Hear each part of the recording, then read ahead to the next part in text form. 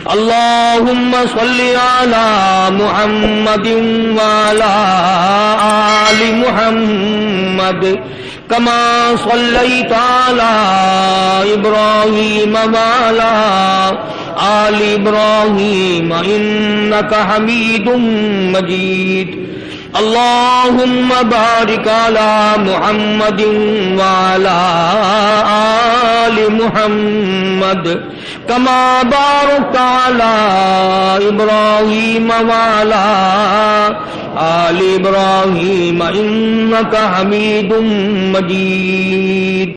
اللہ کے نیک بندے، برگزیدہ بندے، اس کی تابعداری کرنے والے بندے، اس کی مرضیات پر چلنے والے بندے دنیا کے حوادثات اور تھپیڑوں سے بچ کر اللہ اور اس کے رسول کریم صلی اللہ علیہ وسلم کا ہر وقت ذکر خیر کرنے والے بندے۔ اصل میں بندے یہی لوگ کہلانے کے حقدار ہیں۔ میری تیری غلطی ہے کہ ہم اپنے آپ کو بندہ سمجھتے ہیں۔ بندہ بننا بڑا مشکل ہے۔ صوبے سندھ سکھر کے علاقے میں حضرت مولانا تاج محمد صاحب امروٹی رحمت اللہ علیہ بہت بڑے بزرگ اور عالم گزرے ہیں۔ ان کے زمانے کا واقعہ ہے کہ ایک مسجد کا خادم تھا، مسجد کا جھاڑو دینے والا، صفیں بچھانے والا۔ اس زمانے میں بجلی کہاں تھی، مسجد میں پانی بھرنے والا، مسجد کی صفائی کرنے والا، مسجد کا خادم جس کی آج ہمارے یہاں کوئی حقیقت نہیں، کوئی مقام نہیں۔ حالانکہ حدیث پاک میں آتا ہے کہ جس کو اللہ پاک اپنے دربار کا خادم بنا لے اسے اور کیا چاہیے۔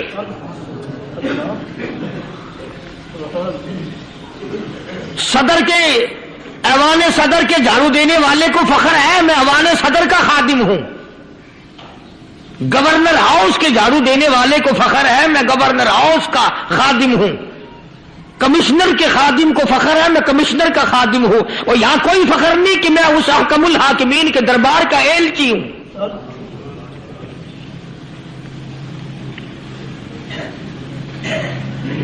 ایسا آدمی جب اللہ کے دربار میں پیش ہوگا اور اللہ پاک پوچھے گا کہ تو دنیا میں کیا کیا کرتا تھا، جواب دے گا الہی اپنے دربار سے پوچھ۔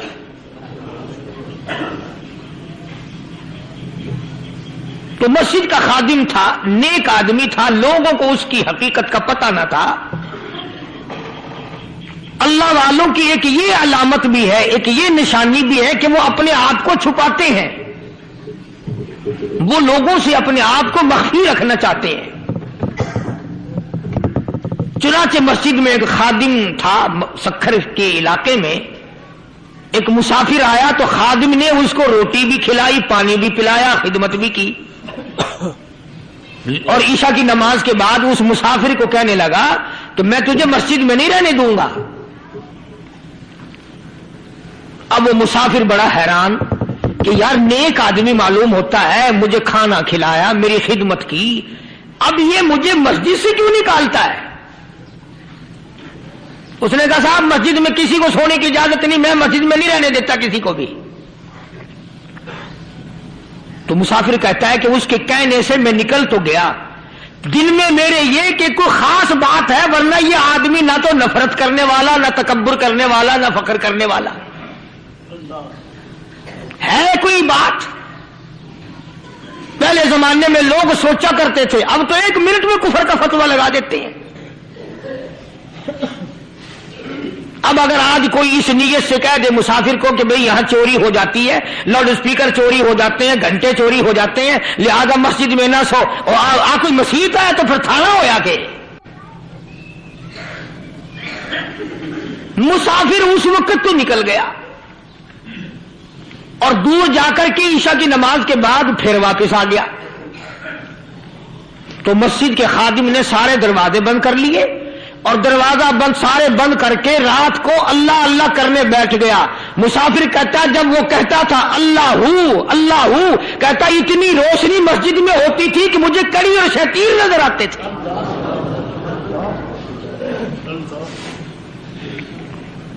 ساری رات وہ نہ سویا. یہ جو جھنڈے لگا کے بیٹھے ہیں انہیں کون ولی کہتا ہے؟ ولی کو جھنڈا لگانے کی ضرورت کیا پڑی ہے؟ صبح ہوئی، اذان سے کچھ دیر پہلے اس مسجد کے خادم نے دروازے کھولے، لوگ آ گئے.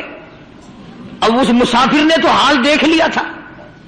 صبح کی نماز کے بعد کہنے لگا حضرت جی آپ نے چھپانے کی تو بڑی کوشش کی پر میں نے پھر بھی دیکھ لیا، میرے لیے دعا فرماؤ، میرے لیے کوئی دعا فرماؤ. چنانچہ اس اللہ والے نے، اس مسجد کے خادم نے، اس ولی نے اس کے لیے دعا کیا کی؟ اللہ تعالیٰ تجھے انسان بنائے، اللہ پاک تجھے آدمی بنائے. اب وہ مسافر کہتا ہے کہ کمال ہو گیا، نہ میری دکان کے لیے دعا کی، نہ میرے مکان کے لیے دعا کی، نہ میرے دولت مند ہونے کی دعا کی، نہ میرے جنت میں جانے کی دعا کی، نہ میرے قبر سے عذاب سے بچنے کی دعا کی. یہ بھی کوئی دعا کہ اللہ تجھے بندہ بنائے؟ اب کون سا میں گدھا ہوں؟ یہ بھی کوئی میرے مطلب کی دعا کی ہے؟ وہ اللہ والا سمجھ گیا کہ اس نے میری دعا کی قدر نہیں سمجھی. مسجد میں بیٹھے تھے، پاس بازار تھا. اس اللہ والے نے اپنی ٹوپی اتار کر اس مسافر کے سر پہ رکھ دی اور کہا ذرا بازار میں جھانکی پائی ہو، ذرا جھانکیوں بازار میں. جب اس نے نظر ڈالی تو لوگ چل رہے ہیں، کوئی گدھے کی شکل، کوئی کتے کی، کوئی خنزیر کی، کوئی بھیڑیے کی، کوئی چتے کی، کوئی لومڑی کی، کوئی گدڑ کی شکل ہے. اچھا وہ مسافر بھی سیانا تھا، اس کو خیال آیا کہ میں اپنے آپ کو تو دیکھوں تو گدڑ نظر آیا. پھر اس اللہ والے کی دعا کی قدر ہوئی. تو اس پر یہ میں نے ذکر کر دی بات، ایک حکایت اللہ والے کی کہ ہم کوئی بندے ہیں. اب آپ لوگوں میں سے شانے آدمی یہ کہتے ہوں گے کہ جی تو نے تو بات بنا دی ممبر پہ بیٹھ کے، آدمی نہیں تو اور ہم کیا ہیں؟ آؤ ذرا قرآن کریم سے پوچھیں. فرمایا لہم قلوب لا یفقہون بہا. اللہ پاک جل شانہ فرماتے ہیں جس کا دل قرآن کریم سمجھنے کا عادی نہیں. لہم قلوب لا یفقہون بہا، جس کا دل قرآن سمجھنے کے لیے تیار نہیں. وَلَهُمْ أَعْيُنٌ لَا يُبْصِرُونَ بِهَا، جس کا کان اللہ کا قرآن سننے کے لیے تیار نہیں. أَمْ لَهُمْ آذَانٌ لَا يَسْمَعُونَ بِهَا، ام لہم آذان یسمعون بہا، جس کا کان خدا کا قرآن سننے کو تیار نہیں. خدائی فیصلہ سنو، اللہ کے قرآن کا فیصلہ سنو، اللہ کے کلام کا فیصلہ سنو. جس کا کان میرا کلام سننے کے لیے تیار نہیں، جس کو میرا قرآن سن کے مزہ نہیں آتا، جس کو میرا کلام سن کے حلاوت نہیں آتی، جس کو میرا کلام سن کے لذت نہیں آتی، جس کی روح تازی نہیں ہوتی، جس کو لطف نہیں آتا، جس کو کیف نہیں آتا، جس کو سرور نہیں آتا، جو میرا قرآن سننے کو تیار نہیں، جو میرا قرآن آنکھوں سے دیکھنے کو تیار نہیں، جو میرا قرآن سننے سمجھنے کے لیے تیار نہیں. آؤ پھر خدائی فیصلہ سنو. فرمایا اولئک کالانعام،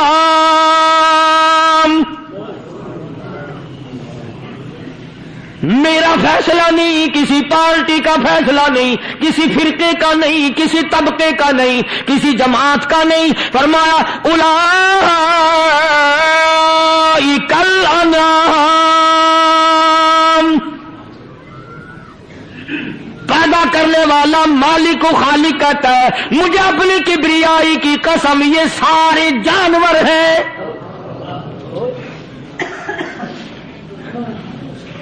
یہ سارے کے سارے جانور ہیں، یہ درندے ہیں جو ایک دوسرے کو چیر پاڑ کر کھاتے ہیں، یہ درندے ہیں جو ایک دوسرے کا خون پیتے ہیں۔ فرمایا بل ہم اضل، جانوروں سے بھی بدتر۔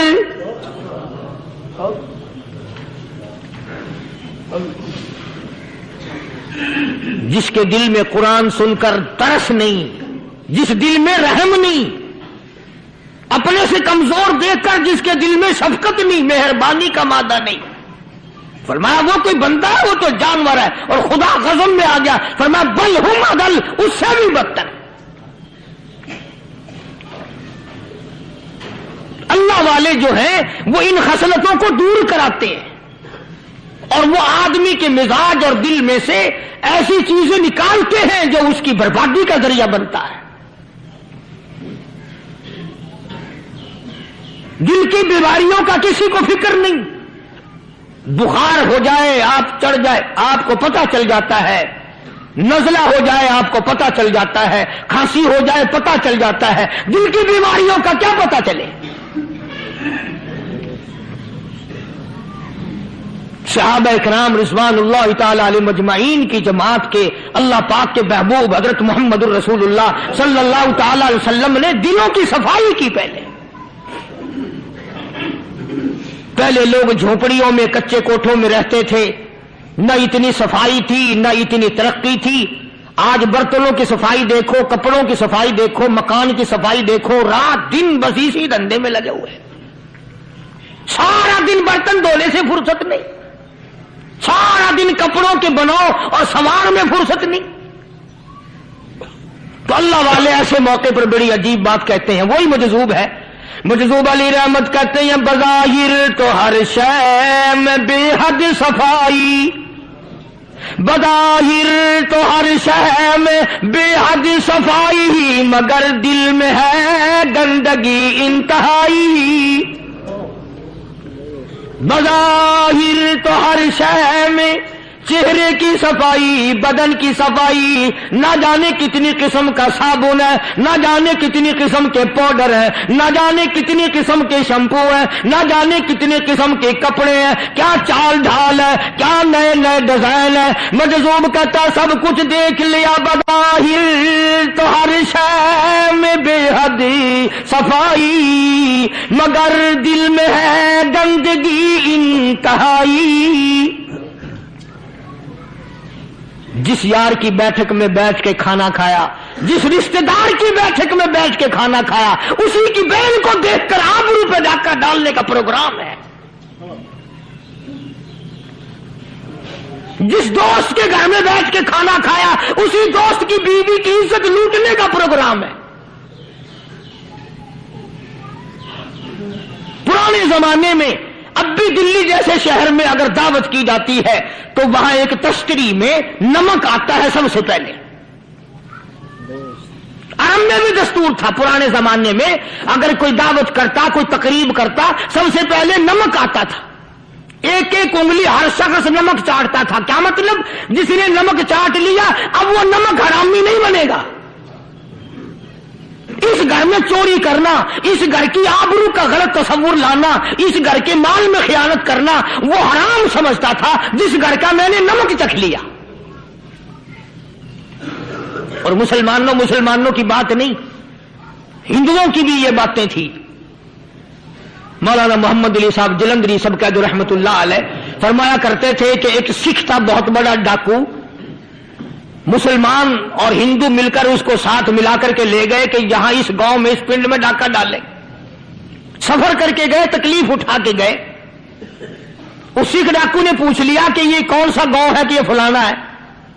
اچھا سارے کے سارے یہ تلاش کرو، یہ سوچ بچار کرو، اپنے پنڈ کی، اپنے علاقے کی، کسی مسلمان کی، کسی ہندو کی، کسی سکھ کی، کسی چوڑے چمار کی اس گاؤں میں لڑکی تو نہیں؟ ہمارے یہاں سے کوئی لڑکی تو شادی ہو کے یہاں نہیں آئی ہوئی؟ ان ساروں میں سے کہنے لگا کہ ہمارے بھنگی کی لڑکی جمعدار کی یہاں آئی ہوئی ہے۔ کہنے لگا واپس چلو، بیٹی بیٹی ہے، چاہے بھنگی کی ہو یا نواب کی ہو۔ ارے کل بیٹی کا ڈولا دیا تھا، آج ڈاکہ ڈال لیں گے، شرم نہیں آئے گی؟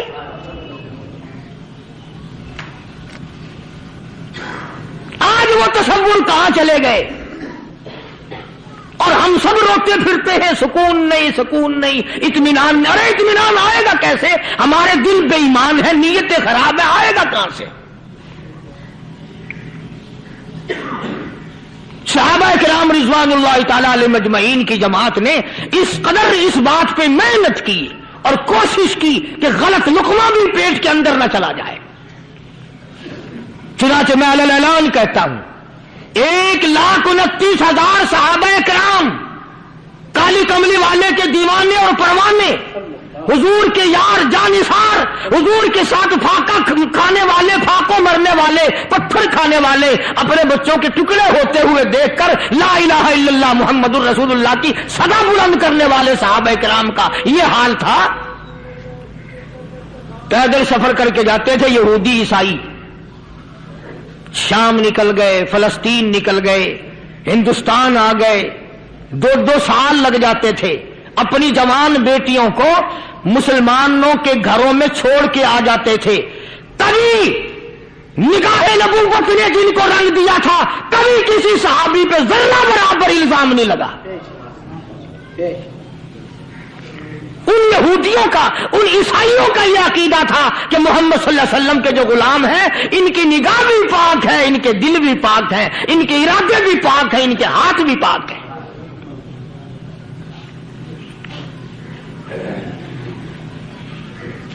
مصر کے گورنر نے، مصر کے جنرل کرنل نے خط لکھا سیدنا فاروق اعظم رضی اللہ تعالی عنہ کی خدمت میں، دور خلافت ہے حضرت فاروق اعظم کا۔ کیا خط لکھا کہ حضور مجھے کافی وقت گزر گیا ہے اور فلاں علاقے میں آپ کے حکم سے ہم نے جانا ہے اور راستہ صرف ایک ہے اور اس راستے میں جال بچھا دیا گیا۔ اب مجھے مشورہ دیں میں کیا کروں، حکم دیں مجھے۔ جال کیا بچھا دیا گیا کہ ہمیں پتہ چل گیا ہے عیسائیوں نے پروگرام بنایا، سینکڑوں لڑکیاں تلاش کر کر کے بڑی خوبصورت حسینہ اکٹھی کی ہیں، ان کو گانے بجانے کی ٹریننگ دی ہے، ان کو اچھی اچھی آوازوں والی لڑکیاں ڈھونڈ کے لائے ہیں، اور انہوں نے یہ پروگرام بنایا کہ جب مسلمانوں کی فوج اس گلی سے گزرے گی ان کوٹھوں کے اوپر چڑھ کے گانا بجانا کریں گے تاکہ ان کے دل میں بدماشی آئے اور ان کا بیڑا غرق ہو۔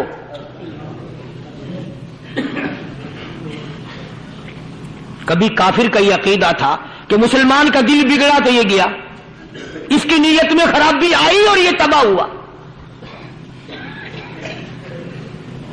جناب فاروق اعظم رضی اللہ تعالیٰ عنہ نے اسے یہ خط نے لکھا کہ تو قرآن پڑھا کر، تو نفل پڑھا کر۔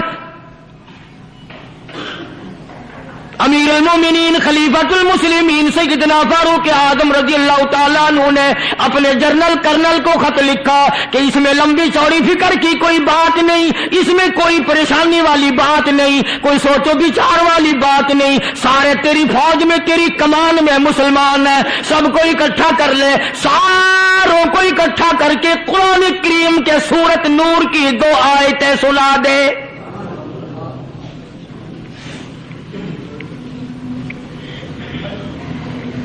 یہ بھی نہیں فرمایا کہ سزا سناؤ، اتنے کوڑے لگیں گے، جو خلاف کرے گا یوں قید ہوگی، یوں کورٹ مارشل کر دیا جائے گا، کچھ نہیں۔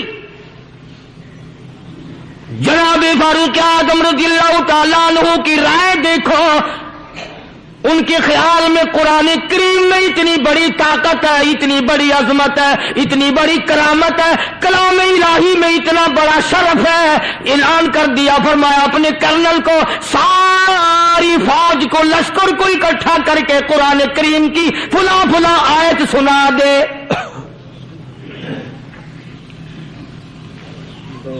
اور اس کے بعد بے دھڑک فوج کو، لشکر کو اسی راستے سے گزار کے لے جا، بے دھڑک لے جا۔ ہائے کبھی قرآن کی 2 آیتوں سے کام بن جاتا تھا، اب سارے قرآن سے میرا تیرا کام نہیں بنتا۔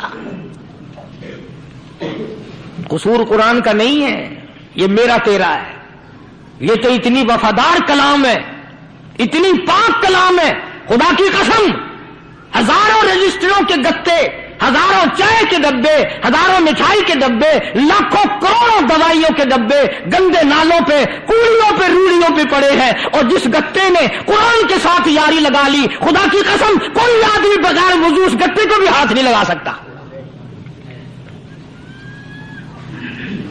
ہزاروں نہیں لاکھوں کپڑے مارکیٹ میں پڑے، پر جس کپڑے نے قرآن سے یاری لگا لی، جو کپڑا جزدان بن کر قرآن پہ چڑھ گیا، لوگ اس کو بھی چومتے ہیں، اور چومنا چاہیے۔ یارو کپڑے نے قرآن سے یاری لگائی تو کپڑا عظمت والا بن گیا، گتے نے یاری لگا لی تو گتا بن گیا۔ ہزاروں قسم کے کاغذات روزانہ ذلیل ہوتے پھرتے ہیں، جس کاغذ پہ قرآن لکھا گیا وہ عظمت پا گیا، جس سیاہی سے قرآن لکھا گیا وہ سیاہی عظمت والی بن گئی۔ ارے اگر مسلمان قرآن کو اپنے اندر پیدا کر لے، اس کی عظمت کو بسا لے، اس کو اپنا لاہ عمل بنا لے، اس کو اپنے سر پہ رکھ لے، تو کیا یہ بندہ قرآن کے ساتھ وفاداری کرے تو قرآن کیا خیال ہے قرآن بے وفائی کر دے گا؟ یقین نہیں، یقین اصل بات اعتقاد کی ہے۔ یقین کا تو یہ عالم بنا ہوا کہ اگر کوئی چوری کا معاملہ ہو جائے اور کسی پر شبہ ہو، اگر اسے کہو کہ قرآن اٹھا دے تو دیر نہیں لگائے گا، اور اگر کہے کہ فلانی خانگاہ کا کنڈا مار دیا کہ ایک کام میں نہیں کرتا۔ خانگاہ کے کنڈے پہ ایمان ہے، قرآن پہ ایمان نہیں۔ اس پر یقین ہے کہ پیر اندھا کر دے گا، اور یہاں یقین نہیں کہ جس خدا نے پیدا کیا اگر میں نے جھوٹا قرآن اٹھایا تو وہ برباد کر دے گا۔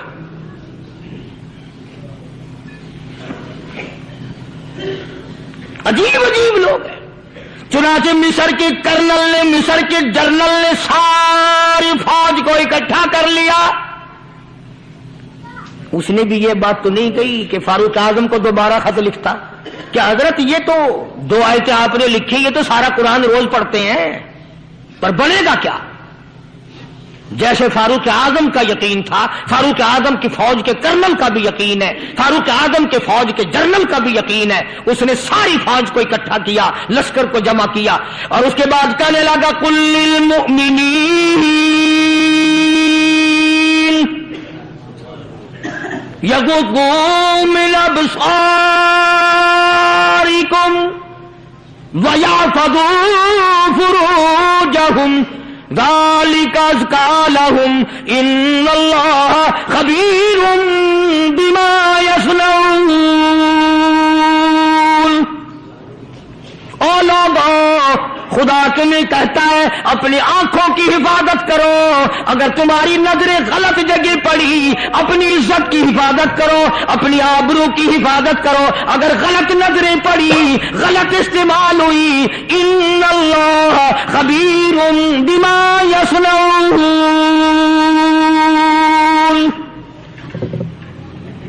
اللہ پاک تمہاری ساتھ ساتھ ہے، وہ ہر چیز کو دیکھتا جائے گا، وہ ہر چیز تمہاری دیکھے گا۔ چنانچہ تاریخ شاہد ہے، ابن حشام نے لکھا ہے، ابن خلدون نے لکھا ہے، اور کئی مورخین نے لکھا ہے کہ جب مسلمان جنرل نے، مسلمان کرنل نے اپنی فوج کو قرآن کی 2 آیتیں سنائی اور اس کے بعد حکم دیا چلو، تمام کا تمام لشکر چل رہا ہے، ادھر ڈھول بجا، دھماکے بجے، گانا شروع ہوا، گانا بجانا شروع ہوا، ساری فوج نکل گئی، سارا لشکر چلا گیا۔ لڑکیوں نے دیکھا کہ یہ تو ختم ہو گئے، نیچے آواز دے کے کہنے لگی اور جانے والوں یہ ساری فوج کئی اندھوں کی فوج تو نہیں؟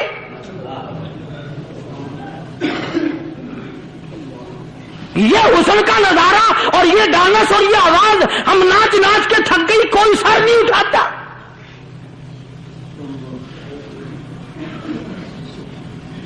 اور آج دیکھ لیں آپ،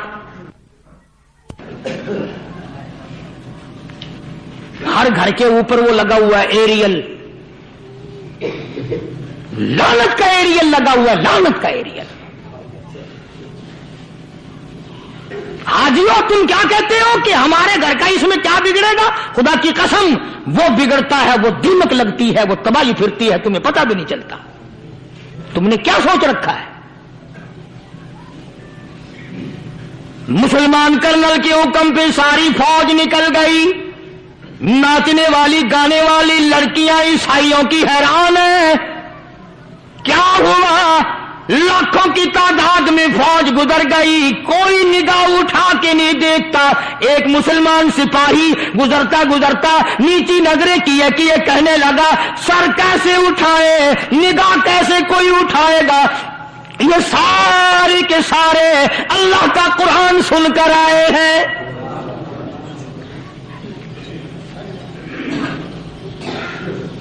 کیسے کوئی نگاہ اٹھائے گا، کیسے کوئی سر کو اٹھائے گا؟ یہ سارے کے سارے اللہ کا قرآن سن کر آئے ہیں. ان کا عمل ہوا نا قرآن پہ، ان کے عمل کا کتنا بڑا اثر پڑا.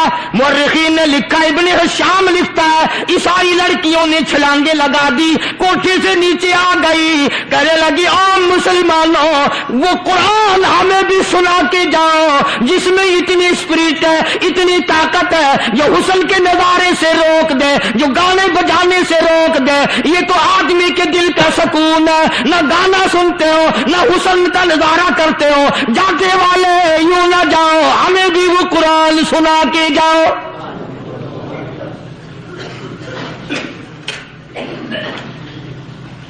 اس قرآن میں کتنی بڑی طاقت ہے، وہ کتنی عظمت ہوگی، اس میں اس کلام میں کتنی برکت ہوگی، جس کلام میں یہ تاثیر ہے کہ وہ ایسی ایسی چیزوں سے روک دیتا ہے. چنانچہ ایک مسلمان سپاہی چلتا بھی جاتا ہے اور کہنے لگا وَقُلْ لِلْمُؤْمِنِينَ وَقُلْ لِلْمُؤْمِنِينَ. قرآن کی آیت پڑھ کے سنائی. سینکڑوں نہیں بے شمار لڑکیاں ایک مسلمان کی زبان سے اللہ کا قرآن سن کے کہنے لگی اور جانے والوں چھوڑ کے نہ جاؤ، ہمیں بھی کلمہ پڑھاؤ.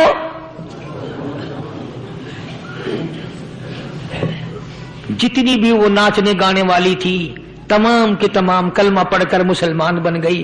اور مورخین نے لکھا ہے آخری دم تک قرآن کی شیدائی اور دیوانی بن کے گزری ہے. پھر وہ لڑکیاں جو رات دن حسن و جمال کا پیکر بنی رہتی تھی، علماء نے لکھا ہے جب موت آئی ایک ایک کے بدن میں کپڑے لباس میں موت آئی تو 50-50 کاٹی لگی ہوئی تھی.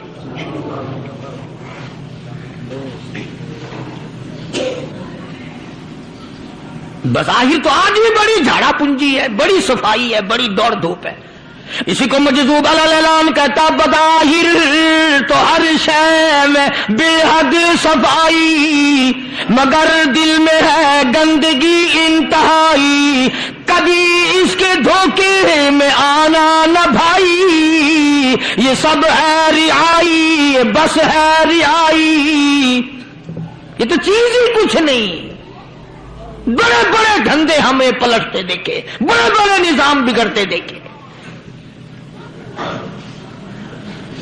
محمد عربی صلی اللہ تعالی علیہ وسلم کے دربار میں بڑے بڑے لوگ آتے تھے. اللہ غنی، نگاہ نبوت نے جس کو رنگ دیا سبحان اللہ، پھر قیمت بن گیا، وہ اسلام کی دولت سے پیچھے نہ ہٹا. کوئی پیچھا پھر کے دیکھا ہی نہیں کہ ہم کیا کر رہے ہیں.